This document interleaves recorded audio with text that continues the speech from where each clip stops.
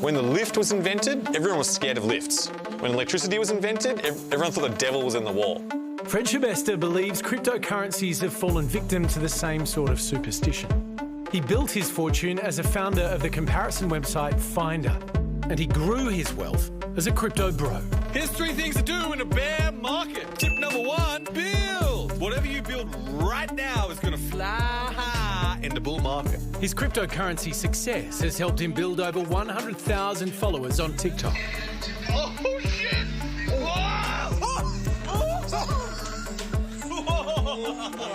And he calls his Sydney home overlooking South Coogee the Crypto Castle. Well, you know, I think it's a pretty creative place. Yeah. And it's a place of imagination. And like this, it's got like, you know, a view of the energy of the universe. You can try out that energy for yourself on Airbnb. Fred is prepared to move out for the night if you pay $25,000. How have you made money out of crypto? We built businesses in it. Wherever there is growth and movement, there's an ability to create new businesses and opportunities, and I'm pretty good at that. Tip number 2, be patient. Now is the best time to buy little amounts because in the bull market, those investments are going to fly high. Flying high is what some cryptocurrencies have done, but in recent weeks, some have come crashing down. From a high of $87,000 in November last year, Bitcoin has plummeted around 67%, and Ethereum is down about 75%. You want to buy when everyone's fearful and there's blood in the streets. That's when you want to buy. And when it's like everyone's writing about it and your Uber driver's telling you about it, that's a time potentially you could consider selling. That's not financial advice, but you want to do the opposite to what the media says. So are you panicking at the moment? No, I do the complete opposite. I'm like getting ready to buy.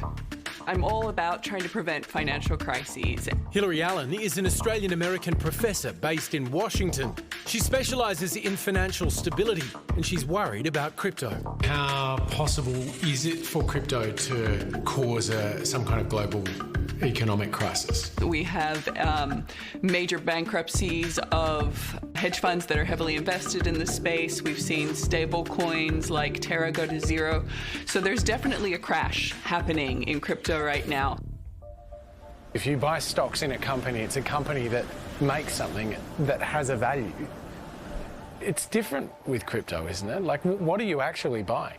So imagine if I gave you a piece of gold 10,000 years ago now, you'd be like, I can't eat it, there's nowhere to trade it, I'm not really appreciating you sending me this random shiny piece of thing. But it took humanity a long period of time to realize this is a scarce resource.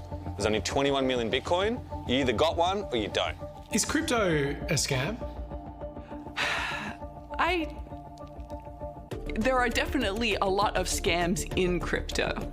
The bigger question is all of it a scam? This literally only works if you can find more people to buy from you. The problem with Ponzi schemes is that once the new money stops coming in, then there's no way to pay the returns and it all falls apart. When anything's brand new, the first thing the easy do is to go, it's a Ponzi scheme. The problem with the Ponzi scheme, there has to be someone at the top. So if Bitcoin's a Ponzi scheme, who's at the top? And what do you make of the person that says it's probably not a Ponzi scheme?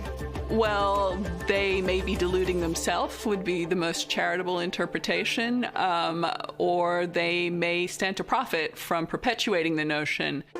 Whatever your viewpoint, regulation may be coming soon. Australia's Treasury Department already has a crypto policy unit. Fred got his skates on to lobby our parliamentarians and give evidence at a Senate inquiry. I've been lobbying for regulation. So, like, the strange thing is in crypto, they're asking for regulation. But remember one thing, this is important, the Wright brothers didn't have a pilot license. No one said, hey, stop flying your airplanes. So there's a balance as well. You got to have innovation and the opportunity for humanity and what it's going to provide. So one thing that a lot of policymakers don't even want to engage with because they're concerned about trampling on innovation is a ban.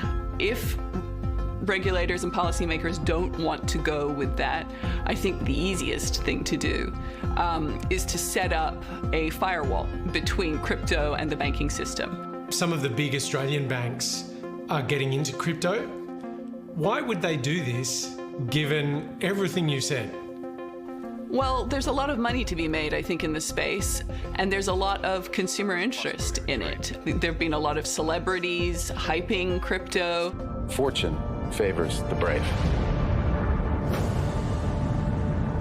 People have forgotten the lessons of 2008. I worry that if regulators don't step up and say banking must be kept separate from crypto, then we're heading to the same place we were, only perhaps worse. So you think the fact that there is criticism, that there is people talking this stuff down is actually an opportunity for you?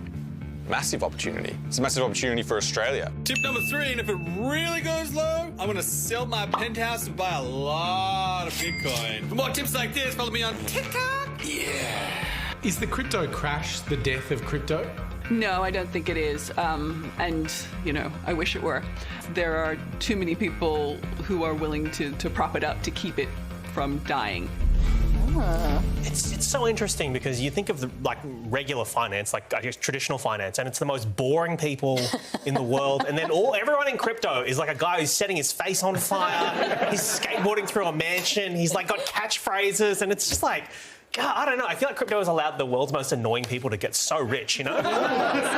Fred was actually lovely. He seems like a cool guy. He Yeah. was really He's just a big personality. Yeah. Delightful human. Yeah, but if you didn't know him as the crypto king, and you were just talking to that guy in the pub, and he's like, I'm the crypto king, you'd be like, Sure you are, mate. At least it makes it slightly more entertaining for me to try to figure out what on earth crypto is and what on earth the value is, right? When you have characters, big personalities like this, because I don't understand. When it says there's only 21 million crypto, I'm like, doesn't that sound like a lot? And why can't you just be like, oh, with numbers, whatever, there's now 25 million Bitcoin? Undoubtedly, the whole crypto craze, if you want to call it that, has engaged a whole demographic of people that previously may not have been that interested in finance or the stock market, even people like Michael Hing. Yeah, and now, you know, it's freed us up to lose literally tens of thousands of dollars. It's been wonderful.